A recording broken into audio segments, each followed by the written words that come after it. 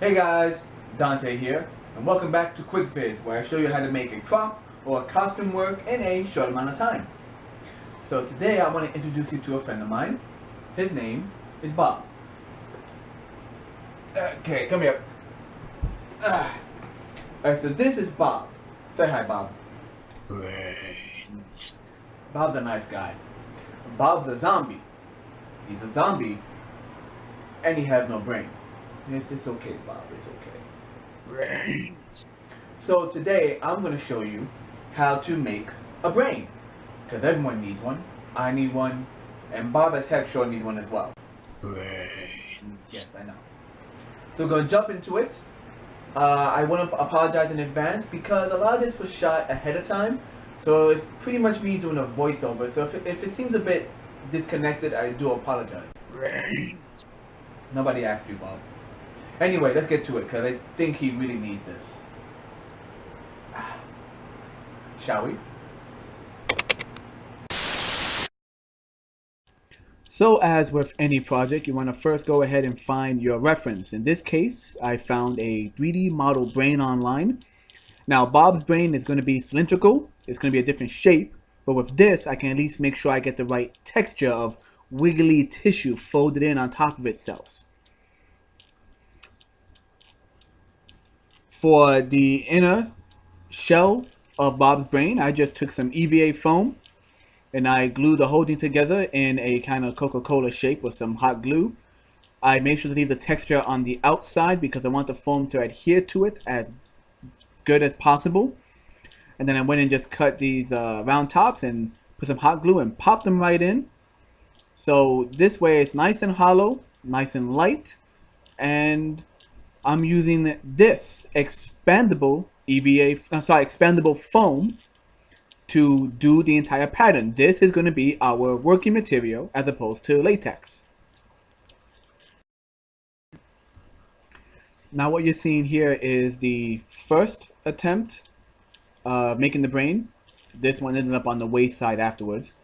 So the way I started off is once you clean out the piping or tubing of your foam, you start at the center of the brain, the center line. Since the brain is broken up into two sections, the right brain and left brain, doing it this way, starting at on one side and then slowly wrapping the brain tissue up and down, it helps you capture the shape you really want. So you just continue making these patterns up and down, wiggly in all different directions, giving a bit more space than you normally would because this will once again expand outward. And you just continue this process over and over again on one side, let that dry, and then copy the same process on the opposite side to really help you make the form you want. And it's a free-handed process, so there's no set rules as to exactly how you should make this tissue, this artificial tissue look. So right here is the Coca-Cola sized brain I decided to go with. As you can see, it's damaged on top on one side of it because partway through as it was drying, I decided to go ahead and pick at it. And then afterwards I made this. It's a fake band-aid made of EVA foam and really thin crafting foam. I drilled some holes in it and I'm gonna go ahead and just hot glue it right on to give the brain some character. You know, rather than just having one giant massive brain, I want to have it damaged and bruised and all that. One more thing I forgot to mention. Before you go to the final painting, you want to visually point out the areas you are going to highlight later on. In this case, you can see the line down the semi-center. It's an asymmetrical design. That's where I split the brains drying between one side and the other side. So I'm gonna hit that with some paint after we hit it with a good old peel coat.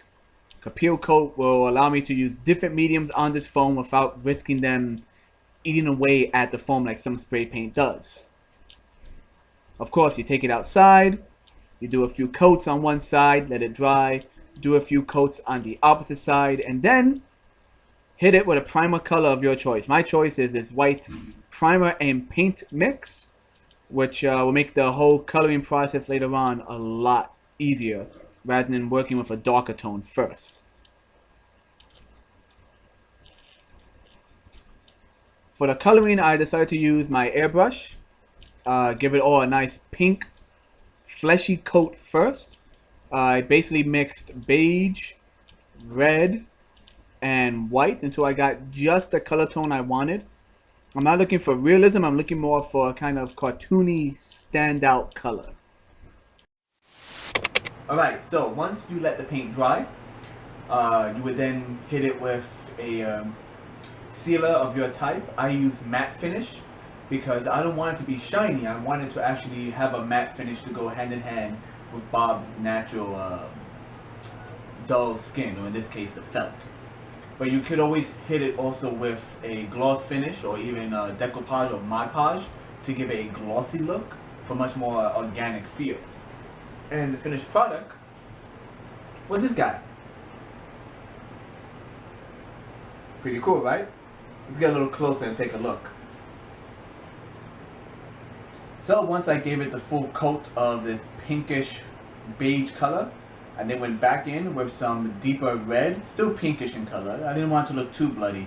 And I highlighted the seam that goes down the center of all brains, since brains have a left and right lobe, so I did that.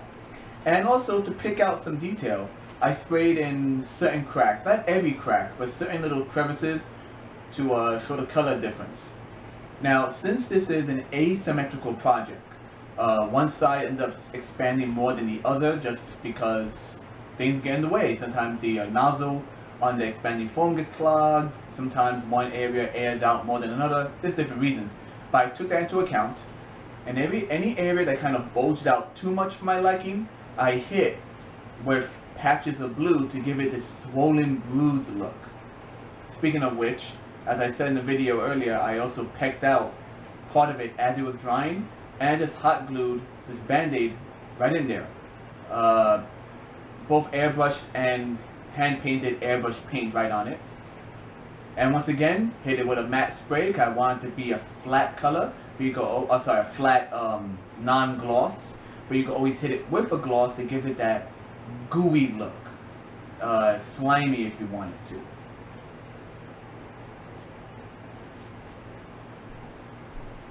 And best of all, it's pretty lightweight, so you don't have to worry about it weighing you down. The more inner foam you use, the more inner shell, EVA foam, cardboard, whatever, the whole thing's hollow, so you don't have to worry about dropping it on your foot by accident.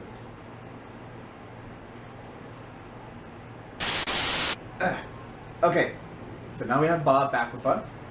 Say hello again, Bob. Brains. Yes, I know.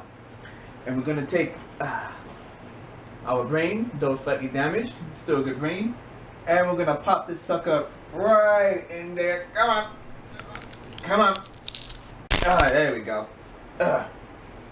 How's that, buddy? We have ridden the length and breadth of the land in search of knights who will join me in my court at Camelot. Will you ask your master if he wants to join my court at Camelot? Maybe later.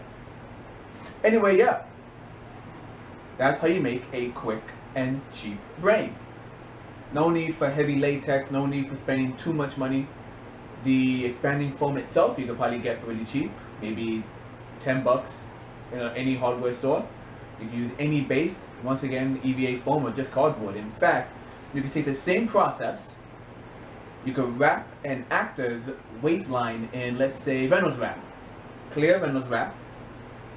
Then perhaps wrap around that with a belt, and spray directly over the belt and on top of the Reynolds wrap the same material in the shape of intestine. So then you have this intestine prop, form fitted for the actor's waistline, and since it's already adhered to a belt, the belt just goes right around his waist as well. And then you could go ahead and put a torn shirt over that and make zombie costumes. Granted, it won't be movable, it'll be a solid piece much like this.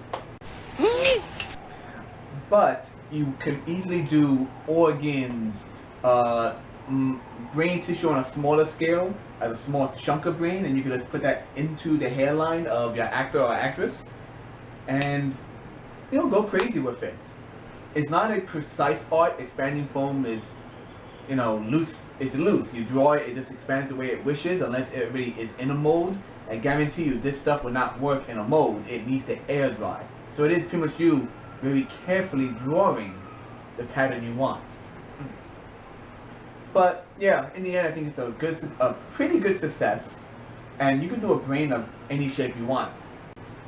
So, hold on, Bob. Hold on. Help! Help! I'm being repressed! So, once again, guys, I'm Dante.